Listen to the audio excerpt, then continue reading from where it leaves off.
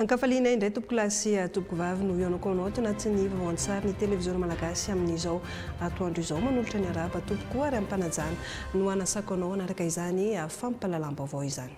Ireo lohatenim-baovao. Natomboka tao amin'ny distrika ny Kiungu faritra Fitovinany ny fizarana lay misy odimoka ho an'ny taona 2024 mba ampihenana sy anamafisana ny ady amin'ny tazomoka. Manomboka ny fanamboarana barazy ao amin'ny tanànan'ny Soakary Andriry commune ambanivohitra Ivaona any amin'ny distrika ny Betroka rehefa miroso ihany koa ny asa fanamboarana tohadrano ao amin'ny Fokotany Edazo. Vita ny lalana kominaly 20 kilometatra mampifandray Fokotany 12 ao amin'ny commune Tanambe distrika na Parafaravola faritra Alaotra Mangoro.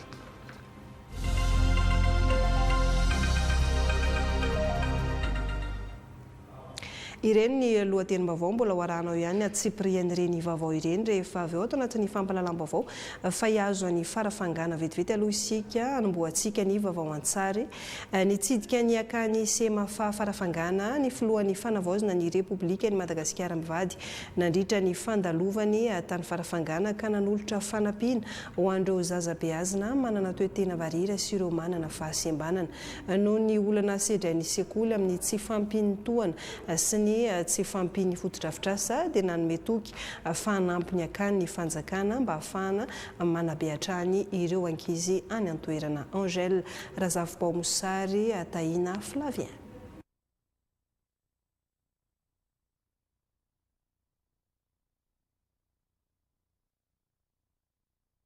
Setra mianjada amin'ny ankehitriny raha toa ka manana fahasembanana sy olana ara-pahitana ihany no noraisiny ny akany talohan'ny io taona io. 30 taona ankehitriny ny sekoly mampiady farafangana. Tsy vitsy nefa ireo olana sedrain'ny sekoly ankehitriny noho ny fahamaroan'ny zaza tezaina ao izay tsy mifanaraka intsony amin'ny fahalalan'ny toerana. Nandritra ny fandalovan'ny filohan'ny fanavaozana mivady sy ireo mpiaradia aminy taty amin'ny faritra Tsimotsinanana dia nangataka tolotanana ny tompona andraikitra. Taony olana makasika ny sakafo mpianatra sy ny fitaovam-pianarany, taony makasika ny mpanabe izay sy mandray karama, ary taony fahaterany fotodrafitrasa. Vahaolana avy hatrany no nomeny izy mivady ka nanolotra lela vola 20 tapitrisa Andriamatofilo ary vary 20 amin'ny zato lasaka sy kojakojan-dakozia ramatoa vadiny izay miahy manokana ity sekoly ity ankehitriny. Zahay moa mpianatra madadehana sy afaka ijaza ity dia nareo dia famikarakara no antina zoto karakara ny ankizy. Dia ny mahazatra moa tsy atao hanina nareo resaka ataonay fa rehefa manotra zahay dia mampiteny foana hoe ilay ankizy zavatra atao na ny akanjo na ny sakafo. Ny momba ny mpampianatra alefaso moa ilay taratasy inona ilay zavatra misy eo dia oriteo inona ny azonay atao aminy. Ny aty aminareo moa zany dia tsy ho hay tsy hanampy. Andriamatoa mpanolotra avo efa misy amiko ny eo hoe misy vola ilay andara koatran'izao ilay fasoty isam-bolana 10 millions d'ariary. Zay io zany famonjena aminay atao zao vola 20 tapitrisa ariary zay miaraka amin'ireo sakafo rehefa anatiny première dame ireo. Ankoatran'izay dia mbola zay tsy manao promesse loatra zany olika io ihany ny azo atao amin'ny centre-fia Andriamatoa filohan'ny Filoha président Filoha olikatsika hoe inona ny azo atao amin'ny centre-fia, inona no azo atao mba hanakarana azy mba hiaina ny ankizy. Ireto fanomezana ireto dia tsy fanampiana ara-bola sy ara-tsakafo fotsiny fa mariky ny fitiavana, firaisan-kina ary fanohanana ireto ankizy fa indrindra fiaraha-mienta ny fanjakana sy ny sehatra sosialy amin'ny fananganana fiaraha-monina mandray ny rehetra miaro ny marefo ary manome fahalalana mitovy ho an'ny ankizy.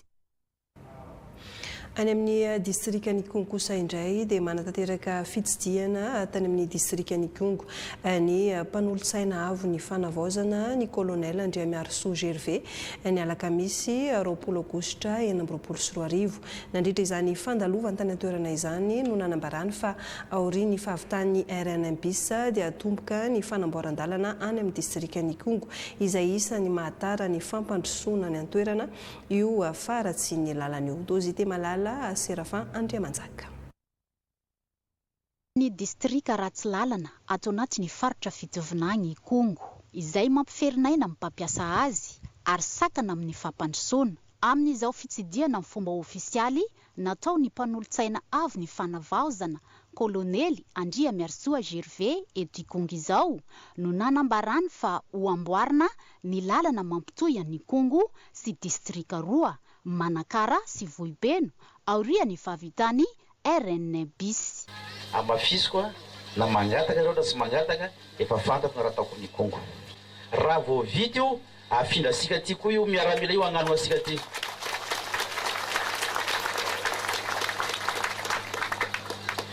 Ary manomboka fanadina mandalo eto midongany amin'ny fandria Vohibeno magno farany.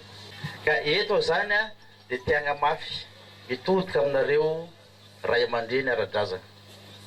Ianareo ampanjaka ny mitondra olo sy ho vitanay mitondra fanjakana raiky. Ianareo tompony tragno be ny tena tompo tany. Ireo mitondra fanjakanareo sahirana raha sy miara-miasa aminareo. Mba miangavy anareo hiara-iasa aminay mpitondra fanjakana. Miangavy anareo mba hahay agnanatra ny zaza. Dina isan'ny ampinga hoentina anatsarana amin'ny fampandrosoana ato anatin'ny faritra fitovinany tsy diso anjara amin'izany ny distrika ny Kongo. Dia anatin'ny dina io ao misy lohahevitra maromaro. Ao ny resaka fandriam-pahalemana, ao ny bako sy ny kolotsaina, ao ny famokarana, fambolena sy fiompiana zany, ao ny fanabeazana, ao ny fahasalamana, ao ny tontolo iainana, ao ny foto-drafitrasa, ao ny tanora sy ny fanatanjahantena. Agnatin'ny dina aby zany. Dia efa nizakaina ny mpiara-miasa taty namola volana io, efa avy tamin'ny tamin'ny région tany midika mitovy. Dikany efa vita izy io aty.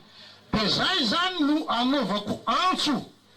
Nitondra afatra ho an'ny vahoaka ny Kongo avy amin'ny filohan'ny fanavaozana kolonely Randrianirina Mikael ny mpanolotsaina avy ny fanavaozana ny hanamafisana ny fihavanana zay antoka iray afana manatratra ny tanjona dia ny fampandrosoana izany. Fa ankoatr'izay fanamboaran-dalana atao amin'ny distrika ny Kongo izay dia isy ihany koa ny fizarana jiro any tokantrano an-toerana afaka volana vitsivitsy. Hijanona ny Kongo ihany isika hiresaka vaovao ara-pahasalamana araka ny fanambarako tao anatin'ny lohatenim-baovao teo dia nosokafana tamin'ny fomba ofisialy tao Kongo faritra fitovinany ny fizarana lay misodomoka ho amin'ity taona 2024 ity. Tonga nanokatra izany tany an-toerana ny ministry ny fahasalamana sy ny mpanolotsaina avo ny fanavaozana notrondreo tompona ndraiky mpanjakana eny fotony. Andriamanjaka Serafin Dozite malalatrany no mitatitra ny vaovao. Ity afaty ny tazomoka raha tsy misy fandraisana ndraikitra milohan'ny fotoana. Azo atao tsara nefa ny misoroka izany amin'ny alalan'ny fampiasana lay misodomoka. Fanambogoava nataony ministera ny fahasalamam-bahoaka ny ady sy tolona amongorana izany eto Madagasikara. Natomboka teto amin'ny distrika ny Kongo faritra fitovinany ny fanokafana amin'ny fomba ofisialy ny fizarana lay ny taona 2024 ity. Ka tonga taty antoerana ny fianakaviam-be ny ministera ny fahasalamana tarina ramatoa ministra Dokotera Monira Managna. Satria dia atomboka anio nietsika fizarana lay misodomoka eny amin'ny tobim-pahasalamana. Nosafidina manokana isika eto amin'ny distrika ny Kongo anaovana izany fizarana lay izany satria isika teto dia anisan'ireo niatrika ny valanaretina tazomoka tao anatiny taona vitsivitsy lasa zay. Hozaraina memem-poana amin'ny sokajin'olona marefo tonga manatona ny tobim-pahasalamana ireo lay misy odomoka toy ny vehivavy bevoka tonga misafo amin'ny tobim-pahasalamana. Ny zaza vita vaksiny vara 2 ary ny zaza latsaky ny 5 taona voamarina fahavoany tazomoka tamin'ny alalan'ny fitiliana natao. Nanotrona ity lanonana ity moa ny mpanolotsana avo ny fanavaozana ny Repoblikan'i Madagasikara ny kolonely Andriamiarintsoa Gervais ka nitondrany ny hafatra sy fanentanana mba ampiasana amin'ny tokony ho izy ny fitaovana nomena. Ho fahasalamanareo izy io fahasalamana voaloka regna mba miangavinareo mafy de mafy aza ampiasaina amin'ny raha akoatrany andragno hoentina tory iarovana asikana amin'ny tazomoka. Zay gn'antony tonga ny endriny raha io anakavy amindrentsika avy avaratra agny izy io fa mafantatra ny kongo noho ny fahasalamana ka mba magnentana anareo zany mba aza isika zavatra omena asikana eo. Namaranana ity fotoana ity ny fitsidiana ny varavarana misokatra fandraisana marary sy fitsaboana mamaim-pona karakaray ny ministera miaraka amin'ireo mpiasa ny fahasalamana. Iresaka vaovao ara-kolontsaina indray isika nanomboka omaly 20 aogositra ary farana ny 7 aogositra any ampasy Belotsirbina ny fitampo 420 ny fitampo izay fomban-drazana mampiavaka ny sakalava ny Menabe fa mba ahafahana miatrika izay fitampo 420 ao anatin'ny fahadiovana sy ny filaminana izay dia nosantary ny commune any Belotsirbina tamin'ny fanadiovana ny tanàna ny fandraisana ny fitampo. Isabelle da Celestine Kokia Andri Marson. Miomana amin'ny andraisana ny hetsika ara-kolontsaina dia ny fitampo 420 ny tompon'andraikitra amin'ny distrikan'ny Beloa-Morontsiribina ka nandray an-tanana ny fanadiovana ny tanàna ny avy amin'ny commune izay ao ambany fitariany ben'ny tanàna. Ny tanàna zany mpiara-miasa isaky ny dimy maraina manao regny fandiova aty atapy-tanàna ny Beloa-Morontsiribina zany mikasika an'izay resaka fandraisana vahiny satria vahiny anjatony mihitsy no tonga eto Beloa-Morontsiribina handeha hamonjy an'izay fitampo zay. Izy io moa zany manomboky hamaray le 20 ka hatry amin'ny le 28 no mifarana zany fitampo zay aty amin'ny Beloa-Morontsiribina. Ka eto zany ao dia famanentana avao koa amin'izay resaka fandiova zay ho an'ny vahoaka indrindra ho an'ny mpivarotra amoron-dala regny indrindra koa ho an'ireo hôtelleria zay anisany misitraka vahiny marobe koa amin'izao afeviany vahiny zao dia eo koa ireo mpivarobarotsy manao épiceria dia anisany fa efa ny fampiresana aby zany mikasika an'izay fandiova zay dia ampoly eto amin'ny tsika zany ny fanentanana mikasika an'ireny fandiova regny tsy tokony hanaranarany fako zay efa ny fampiresana egny amin'ny arabe rehefa vita ny fandiova nataon'ny commune dia tsy tokony hanaranary rano koa zany amin'igny arabe igny rehefa hitatsika zany vita ny fandiova zay nataonay ato amin'ny fiadidian'ny commune satria regny no miteraky loto amin'ity tanàntsika ty zany ka manahirana amin'izay fisian'ny vahiny maro ho tonga eto zay. Dia manoloana an'izay koa moa zany efa nisy avao koa ny fifampiresana amin'ny zareo manao hôtellerie surtout le manana an'ireny chambre regny satria ny vahiny marobe reo zany efa tsy maintsy haka chambre kiraidraiky agny amin'ny toerany regny mpanao chambre regny zany. Dia indrindrandrindra moa zany ny fidiova sy ny fandiova rehetrarehetra mba tokony hanaraky ny tokony fenitra zay misy amin'izay fandraisam-bahiny zay na dia ataotsika hoe efa mpanao an'izay zareo fa namafisina zany zay fiaraha-miasa zay ho anay aty amin'ny commune sy ireo mpandraharaha mikasika an'izay resaka fandraisam-bahiny zay. Betsaka no isitraka tombotsoa mandritra ny ety fitampoa ity izay santarina ny 20 volana aogositra taona 420 hatramin'ny 20 volana aogositra taona 420 ka izany no anamafisany tompon'andraikitra ny fanentanana. Mahakasika izay hetsika fitampo izay hatrany dia hanamafy ny fiara-miasa amin'ireo mpitandro ny filaminana any an-toerana mandritra ny fitampo ny tompon'andraikitra ny fitaterana any Menabe tanjona dia ny andrindrana ny fifamoivoizana isorohana ny mety ho loza. Isabelle Jude Celestine Andry Marson hatrany no mitatitra izay vaovao izay. Manana anjara toerana lehibe eo amin'ireo hetsika ara-kolontsaina sy ara-panatanjahantena izay atao aty amin'ny faritra Menabe ny resaka fifamoivoizana ka hanamafisa ny tompon'andraikitra ny tokony isia ny fanarahan-dalàna ho an'ireo mpitatitra na ho an'ny fiara tsotra. Ny lalàna mikasika ny fifamoivoizana zany ny ankapobeny voalohany aloha miaingana amin'ny tany fiara izay andeha izotra makaty zany. Zay vao mijerany comportement ny chauffeur dia raha tobily tsara izy tsy afaka mitondra fa mety misy marary na misy zavatra mizenezeny anazy dia tsy afaka ampiasa hitondra amin'ny fiara eny makatika amin'ny faritry Menabe zany fa indrindra amintsika eto Morondava fa mila manara-dalàna fotsiny izy hoe manana patente licence permis de conduire dia ara-dalàna visy teknikiny dia afaka mampiasa lalana izy rehefa manara-dalàna ohatran'izay. Tonga zao ny fitampoa amin'ny faritry ny districtn'ny Belosy Sirby ary efa matetika misy amintsika moa izy tsy vahintsika fa tena efa tsisy lalàna hoe tsy mahazo mitsaky zany fa ny fomban-drazantsika no hajaitsika. Ohatra fotoana fampianjoana ny dady reny dia tsy afaka mivezivezy fa indrindra manodidina ny ranomamy izay ampisakaitsika an'ireny dady reny. Tsy mahafomban-draza zay manana fomban-drazana mbola tsy misy fiovanitsika eto faritry Menabe fa indrindra amin'ny Sakalava ny Belo io.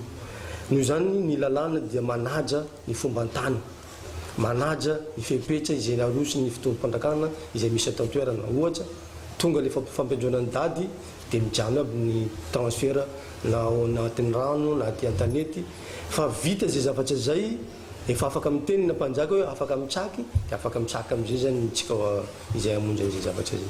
Hiainga avy any amin'ny vavahadin'ny faritra Menabe ny fisavana ny fiara amin'ny fanarahan-dalàna ary amafisina izany amin'ny jirana amin'ny distrika ny Belo Amorontsiribina ka iarahana amin'ireo polisy pirenena sy ny zandarmeria pirenena. Hotoizantsika amin'ny vaovao amin'ny fampiroboroboana ny sehatry ny fambolena eto Madagasikara indray ny vaovao an-tsary amin'izao atoandro izao manomboka ny fanamboarana barazy iray lehibe moderna ary atao miavaka ny endriny any amin'ny tanànan'ny Soakariandriry commune ambanivohitra Ivaona ankoatra ny iray hafa izay amboarina ao amin'ny Fokotany Etazo. Atanjona ho kendrena amin'izao fanamboarana fotodrafitra sapambolena ny ahafahany tantsaha ampitombo ny velaran-tany ambolena sy ny ahafahana mokatra indroa isan-taona manomboka amin'ny taona ho avy 17 fanamby ny fitondram-panjakana raha teo ny anaovana dingan-dava amin'ny fahaleovantena ara-tsakafo tonga tany Betroka nijery ny fandroson'ny asa ny ministra ny fambolena sy ny fahaleovantena ara-tsakafo Théophile Norbert. Sambany teo amin'ny tantaran'ireo tanàna any amin'ny tangorombohitra Andriry no hanorena ny fitondram-panjakana toadrano iray lehibe moderne ny any Soakary Fokotany ny Benonoka faharoa any amin'ny commune ambanivohitra Ivaona toadrano ho afaka hanondraka velaran-tany 1,300 hektara akoatra ny iray hafa hamboarina ao Edazo izay hanondraka velaran-tany 820 hektara. Ho vitaina amin'ny titona ity ny fotodrafitrasa ary ho ampiasaina ny tantsaha hambolena amin'ny taopambolena amin'ny taona 17 tonga taty amin'ny distriktan'ny Betroka ny ministra ny fambolena sy ny fahaleovantena ara-tsakafo nijery ny fandrosoana ny fanamboarana ny fotodrafitrasa. Maintsy tsinjovina ny fanatsarana ny fiainantsika ary ny filoham-panjakana dia tsy mijery hoe lavitra ny fanjakana, lavitra ny renivohitra tia Betroka tia dia tsy ho jerena fa jerevany aby rehefa malagasy. Ary anareo mpamboly dia tena jerevany manokana satria fantatra fa miasa mafy nareo amin'ny asa fambolena sy famokarana. Hitondra aminareo ihany koa ny hafatra avy aminazy dia manohana sy manampy anareo izy ary vonona iena an'izay fangatahana ataonareo ihany koa amin'ny fanatsarana ny farim-piainanareo. Nandritry ny fifampiresahan'ny ministra tamin'ireo tantsaha hisitraka amin'ny vantana ny tetikasa no nafahany nanentana ireo tantsaha ho sarotiny amin'ny fiarovana ny tontolo iainana, hiarovana ny fotodrafitrasa, haharitra sy olovain-jafy no tanjona kendrena amin'izany. Satria raha tsy misy ny ala dia ho tototry ny atsanga io renirano io sy ny kanal rehetrarehetra izay ataontsika. Kanal amina kilometatra maro moa no tanterahantsika eto ary atao amin'ny beton le izy mba hateza tsara ary olovain-jafy izany asa izany. Nambaran'ny ministra hatrany fa iray amin'ireo paikady iray lehibe ahafahana hampanjaka ny fandriam-pahalemana akoatra ny fampandrosoana mivantana haterana ny fanorenana fotodrafitrasa fambolena toy izao hahafahany ny tantsaha hampitombo ny fambolena ambany ny biby fiompiny aoriana ny famokarana hataony. Fomba tsara indrindra iadivana amin'ny tsy fandriam-pahalemana moa tsy basy fa ny fampandrosoana rehefa mandroso ny toerana miaina ho azy io tsy fandriam-pahalemana. Ankoatra ny fanatanterahana ny fanamboarana tohadrano any Soakary Andriry dia namboarana ny orinasa ihany koa ny lalana makany Antoerana izay mirefy manodidina ny 17 kilometatra nampidirana ireo fitaovana vaventy hampiasaina. Lova ihany koa hapetrana hampiasaina ny tantsaha hamoahany ny vokatra amin'ny taopambolena manaraka sy ny fandimby. Fametrahana tohadrano izay hatrany avelaran-tany 200 hektara mahery no azo volena vary ao amin'ny fokontany Andranovo, commune Tsiamalao, distrikany Befandriana Avaratra satria dia vita ny fanarenana ny tohadrano any an-toerana ny faritra Sofia no nateraka ny asa tanjona dia ny ampiankarana ny tambokatra sy ny ahafahana manitatra ny tany volena vary any Befandriana Avaratra. Everaldo Erniaina. Ny sitraka tohadrano ahafahana manondraka ny lemaky ny marifototra ny mponina ito marifototra komina ambanivohitra Tsiamalao. Foto-drafitrasa izay tafiditra tanteraka anatin'ny politika napetraky ny faritra Sofia ny ampiakarana ny tambokatra ka tanimbary mirefy 200 hektara mahery no hamokatra noho ny fahavitany ity barazy ity izay vola ny faritra madiodio no nanatanterahana izany. Ka tonga nanolotra izany ho an'ireo tantsaha eto an-toerana sy nitokana ity foto-drafitrasa izay nasiam-panarinana ity tamin'ny fomba ofisialy ny lehiben'ny faritra Sofia. Mametraka ny fandriam-pahalema, mametraka ihany koa ny fiarahamoniny mirindra, izay vao afaka mitondra ny fampandrosoana. Raha tsy ahiviny dia 20 isan-jatony ny pony ato anatin'ny faritra Sofia dia tantsaha avokoa. Raha ampandroso ny faritra Sofia zany dia mampandroso ireo tantsaha izay misa 20 isan-jato ny pony izany. Agnisan'ny fampandrosoana tantsaha izao fagnajariana, ny fagnamboarana, ny barazy na ny tohadrano entigny mamboly. Vita izao hitantsika maso mba ahafahandreo mampitombo ny vokatra azo, ahafahandreo mampitombo ny velarantany azo voliana, ahafahandreo mampitombo ny fotoagna azo amboliana. Mamaly ny fulanimponina ato amin'ny komina ambanivohitra Tsiamalao, distrikany Befandriana Avaratra izao foto-drafitrasa izao. Rehefa nitaraigny indrindra tao amin'ny faritry dia nivaliagna ny fangatahana dia fantatray fa mizahazahay akaiky zany ny fitondram-panjakana. Ea koa ny lehiben'ny faritry indrindrandrindra zay nitotona fotsiny sy nahandro namasaka na atotosana ity foto-drafitrasa vaventy ity satria nagnino moa zahay no misaotra satria be ny akony izy ity amin'ny velon-tegnanay ty pony atao agnatin'ny fokontany Andranovo indrindrandrindra tanàgnany Marifototra. Mino zahay fa manomboka zao fahavitagna zao hiakatry ny vokatra. Nanamafy ny lehiben'ny faritra ny tokony hikojokojana ty foto-drafitrasa ity amin'ny maha fananana iombonana azy. Toky araka izany nomeny ireto mponina ireto fa vonona amin'ny fametrahana ny lamina rehetra amin'ny fikobabiana ity foto-drafitrasa izay nasipanarenana ity. Ankoatra ny fananana ireny foto-drafitrasa moderna ampiroboroboana ny fambolena ireny dia isan'ny manatsara ny tambokatra ihany koa ny fampiasana masom-boly moderna ka tantsaha mahery ny arivo tany amin'ny fokontany Ambodisaina, commune Toamasina suburbaine, distrikany Toamasina faharoa no nozarana masom-boly avy amin'ny ministera ny fambolena sy ny fahaleovan-tena ara-tsakafo. Jean Fabrice Volatina, Aristote Morola.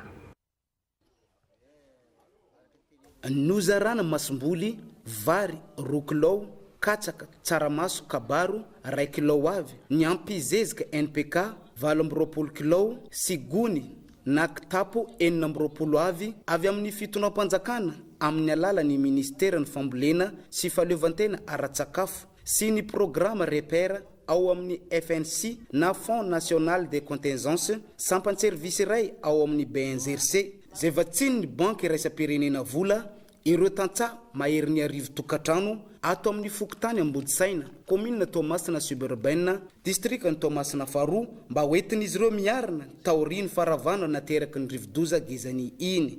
Izao rehetra izao no azo no ny ezaka ataon'ny avy ao nivony fiadidiny tanàna tariny nivo Jona Ludovic André ben'ny tanàna ny commune Toamasina suburbaine. Iarahantsika mahita fa fambolena ny hitantsika aty anivon'ity tanàna aty ny ampresena reo olona reo zay hiditra agnatin'izay coopérative zay anisany voalohany teto tany marina fokotany kolotsaina dia misy ihany koa isaka ny fokotany sandatra ranomena masimazava sy agny vohibolo efa nisy fiarina vitan'ireo olona reo nefa tratran'igny rivodoza zay tsisy nagnampoa dia simba daholo vokatra an'jareo jiaby tatizany nody ventiny raha nantsakaina famorongana an'izay coopérative zay satria ankehitriny dia nanagna ataontsika hoe tondrozotra zany ny ministère zay atarian'ny ministère ny agriculture zay tonga eto androany nafanjareo ny sivagna an'ireo olona reo aomezana zay fanampiana zay velombolo indray araka zany ireo tantsaha ireo rehefa ketraketraka taoriny ny faravana nateraky ny rivodoza gezany iny ka velom-pakasitrahana ny fitondram-panjakana amin'izao fanampiana izao. Haly tokotra zany fa satria tsy ambola ary nisy olona nagnome fambolena ohatran'izao teto amin'ny Antananarivo raha tsy monsieur le maire sy ny zareo avy agny amin'ny ministre ny fambolena misaotra betsaka anjareo nagnome fa matokisa zareo fa voavolonay ary ambolenay antsaka sy alavany ary arahinay ny fitenenana mianjarenay hoe tsy azo atao sakafo ary tsy azo amidy fa tsy maintsy volena le izy. Marina Etona tsy ireo tantsaha ato amin'ny distrikty ny Toamasina faharoa ihany no ahazo toana ara-masom-boly izao fa isitraka zany avokoa ireo tantsaha rehetra ato amin'ny faritra atsinanana iray manontolo. Vaovao mahakasika ny famoam-bokatra ireo tantsaha indray kosa dia hanampy ireo tantsaha amin'ny fampiroboroboana ny vokatra sy hitady vahaolana amin'ny lalam-barotra amin'ireo vokatra izay misy any amin'ny faritra Sofia, ny Foara na ny Koramben'ny tantsaha izay natao tany amin'ny district ny Port-Berger. Izany hetsika izany dia natao indrindra hanampiana ireo tantsaha miaka bokatra hitady lalam-barotra mba tsy hanatsarana ny velotenan'izy ireo. Ireo tantsaha efa mivondrona anatin'ny coopérative no hita nampiraty ny vokatra nandritra izany hetsika Koramben'ny tantsaha izany. Adrien Rasolomiandrosoa, Ibrahima Omar.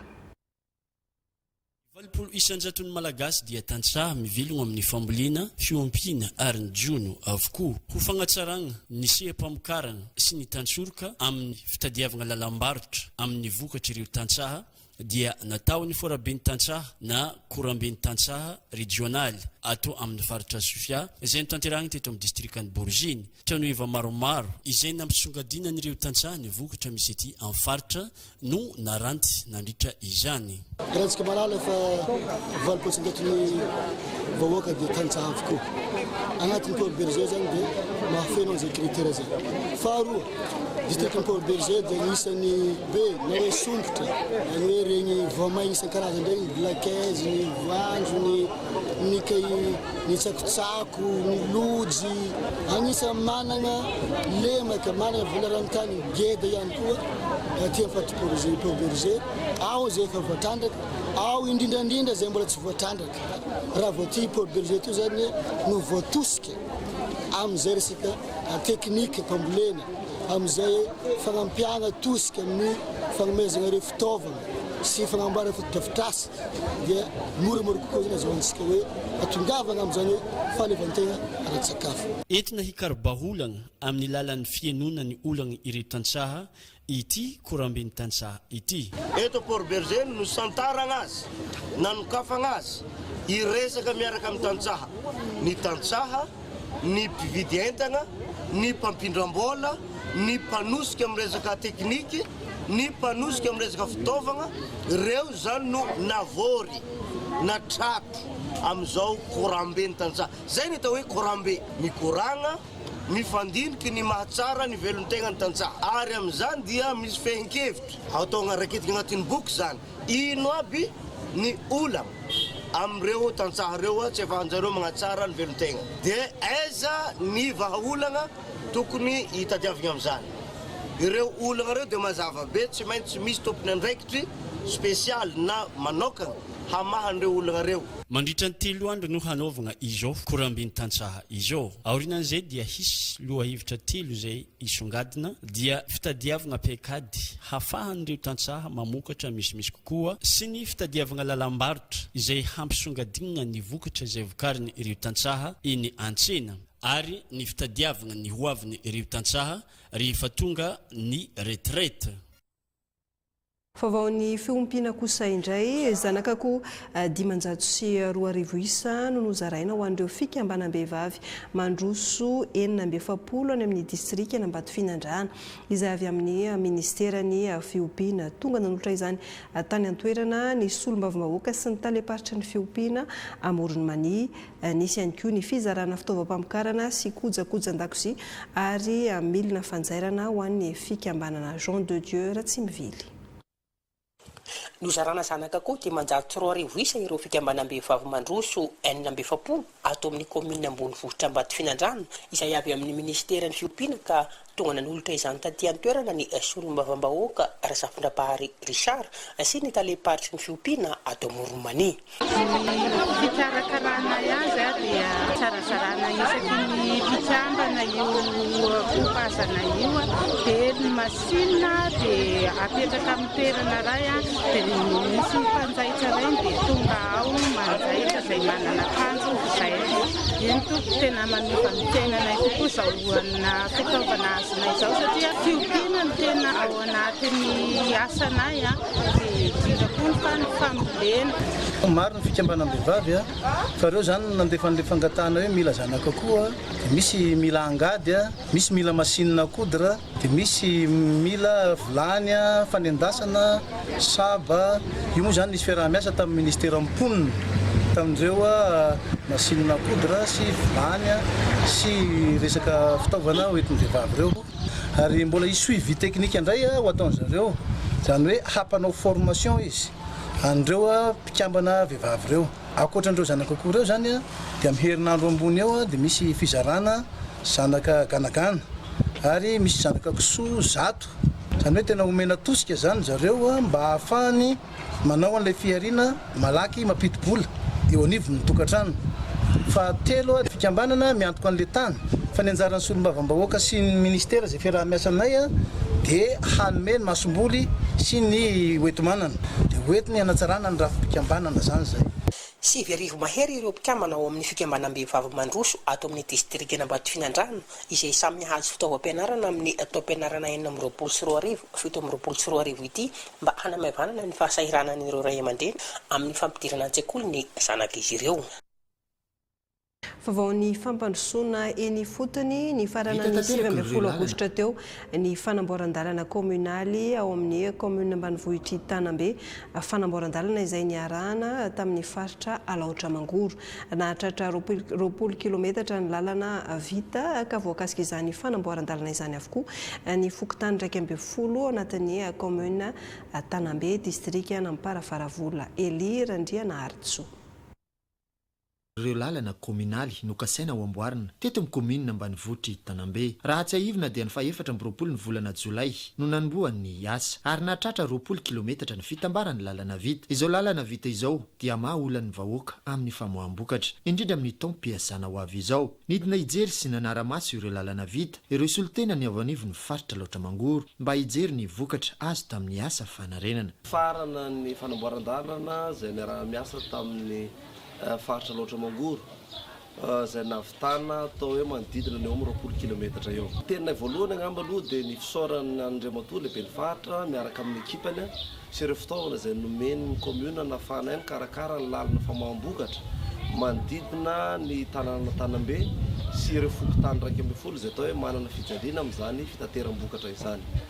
Afa-po izahay satria tsy nisy fokotany tsy voakasika tamin'ny fanamboaran'ny lalana io ary manitra fisaorana ny koa nireo atao hoe nanampy tamin'izany satria teo natao hoe fiara-miasa tamin'izareo Jovenay izay nanampy amin'ny atao hoe fitadiavana izany solika izany ny solombavam-bahoaka Andriamatoa Rakodramatra Felix ny vahoaka koa izay nandray anjara natao hoe samy nanao nandrotsaka amin'ny fitadiavam-baolana ny solika satria tena mandany dia mandany ny fitaovantsika. Tsapa izao fa mipaka ity fotony ny fampandrosoana ary mitsinjo ny vahoaka ny atao hoe ny mpitondra rehetra amin'ny ity faritra misy antsika ity. Iazo ny commune Ambanivohitra Vohitsara ireo fitaovany ny faritra araka ny famindrap-pitantanana nataony ben'ny tanàna ny commune Ambanivohitra Tanambe sy ny ben'ny tanàna ny commune Ambanivohitra Vohitsara ny alarobia 7 volana Aogositra lasa teo. Hijanany amin'ny faritra loatra mangoriny ihany sika ho fiarovana ny faritra rovana Lakaloatra ao anatin'ny distrikina Ambatondrazaka sy Amparafaravola nantanteraka fivoriana ireo mpiantsehatra miaro sy manajary ny faritra rovana sy ireo mpitondra fanjakana miatomboka tany amin'ny Fokotany, ny commune, ny district ary ny faritra izay tarihany préfet Ambatondrazaka andraisana fanapakevitra entitra ho an'ireo izay tsy manara-dalàna sy manimba ny faritra rovana Lakaloatra izay ny tena tanjona izany fivoriana izany. Miora Vatsoa, Michela Dera. Ny fitevezana ny zetra, fambolena tsy ara-dalàna, torozetra, jony tsy manara-dalàna, ny fananganana ny trano fonenana tsy ara-dalàna, ireo no tsindry miatra ao amin'ny faritra rovana atao anatin'ny fariana loatra betsaka indrindra tamin'ny taona 2024 raha ny tatitry ny asa vita nataon'ny Durel nandritra ny fivorian'ny mpanaramaso ny faritra rovana dia ny fariana loatra izay nataon'ny 12 Aogositra taona 2024 teto Ambatondrazaka. Tena mazava be ny poste ity zany dia rafitra natao andraisana fanapahan-kevitra izy amin'izay asa rehetrarehetra atao anaty fitantanana sy ny miseho ao anaty faritra rovana. Dia raha tsika mahita fa satria misy foana ny olana na misy ny sakatsakana ao anatin'ny faritra rovana dia rehefa tokony andraikitra isan-karazany rehetra na ny filevana na ny faritra na ny tany filaminana ny STD miaraka manokana amin'ny mahadombonana sy mahafiarovana ny ombonana ny faritra rovana izay atao hoe arena ho an'ny faritra loatra mangoro izay resantsika dia mizara efatra mazava tsara no andraikitra asan'ny Durel. Eo aloha ny asa fiarovana ao anatin'izay zany misy ny fisafona ary manamitombana ny asa vita ao anatin'izay. Faharoa manarak'izay ao ihany koa ny asa fanarenana. Inona moa ny asa fanarenana ao anatin'izay dia ny fambolena zetra, ny fanadiovana ny faria ary ihany koa ny fambolekazo iarovana ny sahandrika. Ankoatran'izay moa zany ny Durel dia tsy maintsy mijery ihany koa ny velitenan'ny mponina izay mipetraka manodidina ny fariana laotra amin'ny faritra rovana kategoria 5 any faritra rovana Lakaloatra. Eto izahay mangataka fanomezan-tanana amin'ny tompona andraikitra rehetra. Mila samy manao ny asany isika. Manomboka avy any amin'ny fanentanana, ny fampianarana, mitohy any amin'ny fanenjehana andreo izay hanimba ary miafara amin'ny fanasaziana. Eto zany izay dia manentana trany aloha. Ialantsika ny fanimbanana io reniranotsika eo, ny zetra indrindra ny fandoroana ny zetra satria io ny tena manimba azy. Mangataka fanomezan-tanana fandraisana andraikitra ihany koa na ho an'ireo tompona andraikitra ny fitandrona ny filaminana zany anampy amin'ny Durel, ny DRED, ny vondron'olona fotona ny VOI, ny CFL na ny polisin-jetra. Zay zavatra zay dia angatana fanomezan-tanana ary eto izahay dia mitodika amin'ny tompona andraikitra eo ny fitsarana zany. Satria raha ohatra ka tsy miara-miasa ny tompona andraikitra rehetra dia zava-poana ny ady amin'ny fanimbanana io zetra iaraha-manana io. Nandritra ny fivoriana no nivohitra ny sosikevitra iarovana ny faritra rovana Lakaloatra. Isan'izany ny fidinana ifotony matetika any amin'ny faribena loatra mba hamongorana ireo tsy manara-dalàna. Lafim-baovao manodidina ny toe-karena kosa dia notanterahana tany Antsirabe ny andrikasa momba ny tetikasa péage les CAF na ny projet d'appui à la mise en œuvre de la zone de libre-échange continentale africaine à Madagascar. Nizara fahaiza-manao sy fahalalana mba ahazoan'ny malagasy tombontsoa eo amin'ny varotra iraisam-pirenena ny mpandrindra izany tetikasa péage les CAF izany. Nomenjana ary fanantenana Reviny Damy. Tetikasan'ny ministerany varotra sy fanjifana ny péage les CAF tanjona ny anomanana ny Madagasikara hiditra ao anatin'ny tsena mba azahoany malagasy tombontsoa. Nandritra izany no nizarana fahaiza-manao sy fahalalana. Izy les CAF dia tsena malalaka ngezabe zany aty Afrika, firenena 450 nanosony azy ary Madagasikara zany nanomboka tamin'ny taona 524 niditra tao anatiny dia ny tetikasa Peaza Lekaf zany tetikasa izay tohanan'ny Banque Africaine vola ary eo anivon'ny ministera mivarotra sy ny fanjifana ny misy azy. Ny tanjon'ny tetikasa dia ny hanomana ny fidiran'i Madagasikara zany eo amin'io tsena io atonga ny malagasy azo tombony ao anatin'izay fidirana amin'ny io tsena malalaka io ary izay no anton'ity atrikasa ity ny izarana zany amin'ny ataontsika hoe ny mpisehatra eto Vakinakaratra, ny mpandraraha, ny mpiasa-panjakana izay mahakasika ny resaka varotra anatiny sy ivelany ary eo koa moa zany ny solotenan'ny mpiaron'ny zonimpanjifa afantatra hoe inona io tsena lehibe io, ahoana ny fomba idirana ao anatiny, ahoana ny fomba mety ahafahana mahita tsena na eto Antsirabe ihany ary tsy vita ao anaty ray andro akory izay fa ataontsika hoe fizarana ny tena hoe tanjona zany nandray anjara tamin'izao atrikasa izao ireo mpandrara ny avy amin'ny sehatra ara-panjakana izay voakasiky ny famokarana sy ny fanondranana entana ary ireo mpiaro ny zony mpanjifa. Isan'ireo vokatra azo varotana eny amin'izany tsena iraisam-pirenena izany ny tontolon'ny asa tanana ka vehivavy 30 misehatra amin'ny asa tanana rary no miatrika fiofanana indroa isan-kerinandro ao amin'ny Maison des Jeunes Antala. Tompomarika amin'ny fampiofanana ny orinasa Tsaragas Compagnie miaraka amin'ny tetikasa Helvetas Priska Kalvao. Tanjon'ny mpiara-miombona antoka amin'ny fampiofanana ireto viavy tanora ireto ny agnaboaka viavy mahay mandrary, mahavita mandrara, mahafehy ny teknôlôjia amin'izao fotoana izao ary mahafehy ny asan-tanana vita amin'ny akora fototro aty amin'ny faritra Antsinanana.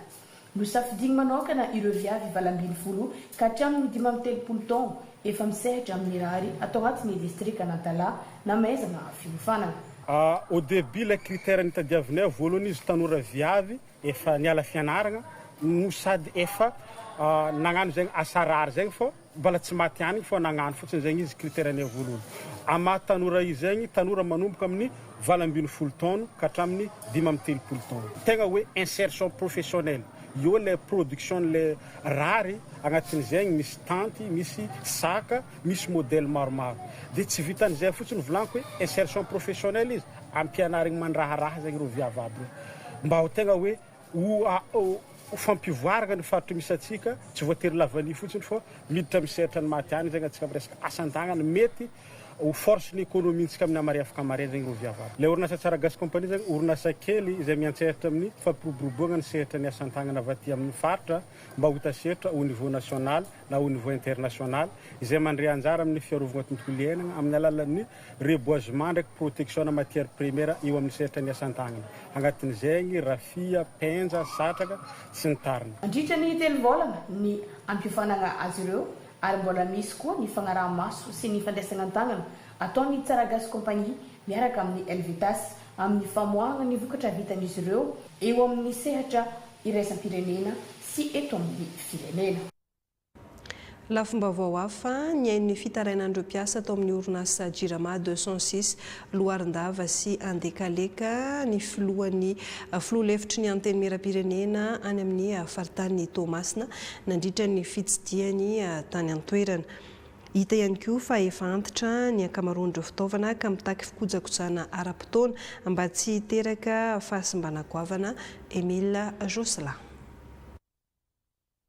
Nitsidika ity foibe famokarana herinaratra eto 206 Loharindava Brickaville ny filoha-lefitry ny anteny miram-pirenena aty amin'ny faritany Tomasina Fidèle Razarapiera sy ireto tompon'andraikitra maro avy anivon'ny faritra Atsinanana.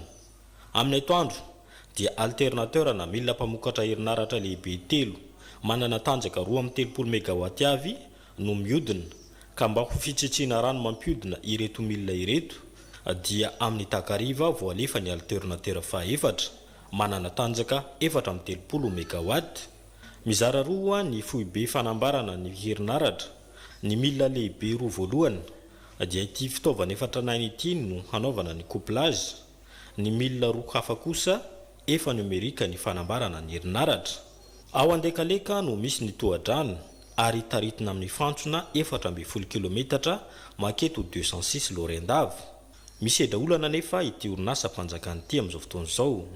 Samy mpiasa misoapiny fitaovana jiramangeza be io atao vila tena ampiasainy raiko mararara ahoana miavitany lasa zany mipiasa 10 fotsiny mampiodina io sady tsy mahazo maratra reo ny tsy mahazo reraka dikany mila miampy le mpiasa ampiasaina ao amin'ny jirama dia mba miasa filaminana zareo a misitraka zany jiro zany a Madagasikara ray manontolo ny vola kirakira ny jirama aty adekaleka silo renava tsy mba hoe ny ena pahatelo fa ny ena tsasa manila mihitsy raha ohaza zany eto amin'ny tale général jirama ny mba hijerena aingana ny vola kirakira ny jirama adekaleka silo renava ny antony dia ity ta volana avril no farany anaovana fangatahana tsika zao fa volana augusta tsika zao ny matotale général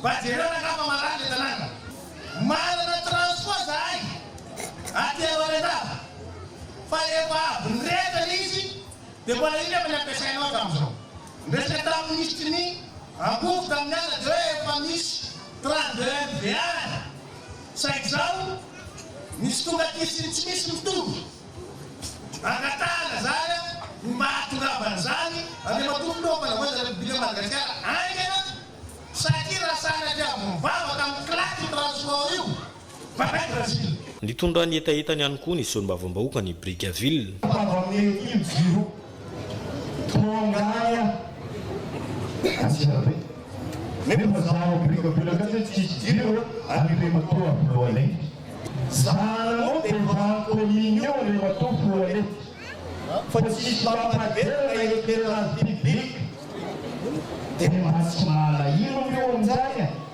ka aketo hoe fantananay mazava tsara fa mametaka ny ekilibre ny fitoram-panjakana fanavaza ka zany no angatahana eto hoe zany manoka ity fanaka ity fifamoivoizana an-dalam-bitokana no afana mivezivezy maketo amin'ny ity foibe famokarany herinaratra etolo 206 Lorendava. Vaovao politika andeha maranantsika ny vaovao-tsary amin'izao atoandro izao nampahafantarina tao amin'ny commune ambanivohitra Kazoambo ny filovavao hitantana ny antoko avy na ny asa vita no hifampitsarana ny filovavao izay solombavam-bahoaka voafidy tao amin'ny district ny Fandrina dia nanamafy fa misokatra amin'ny fiara-miasa sy ny fifanomezan-tanana amin'ny ankolafy kely rehetra ny antoko avy. Rody manana sondra onja vono miarina.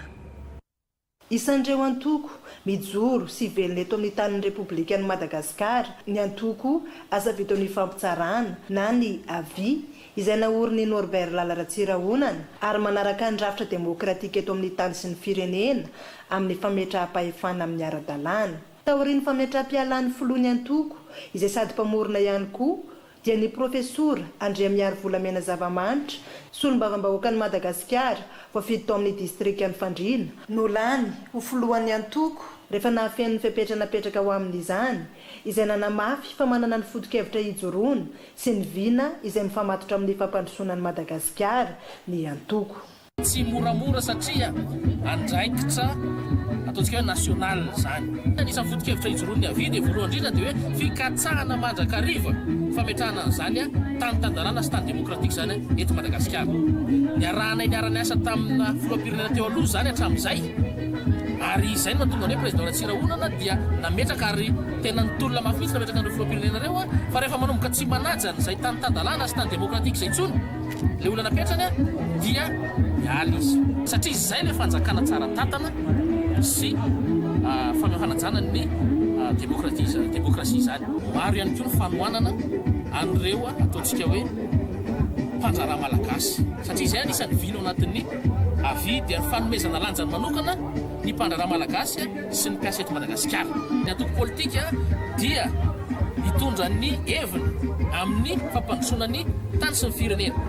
Ary zany antoko politika zany dia ao anatin'izay fitondrana ny heviny zay sy ny vinan'izay dia tsy mahadiso ny antoko politika ny fiaraha-miasa tsy eto Madagasikara zany fatao hoe fa na ny ivelany ihany koa resy amin'ny antoko politika zay dia manatanteraka ny ataontsika hoe programma fampandrosoana zay.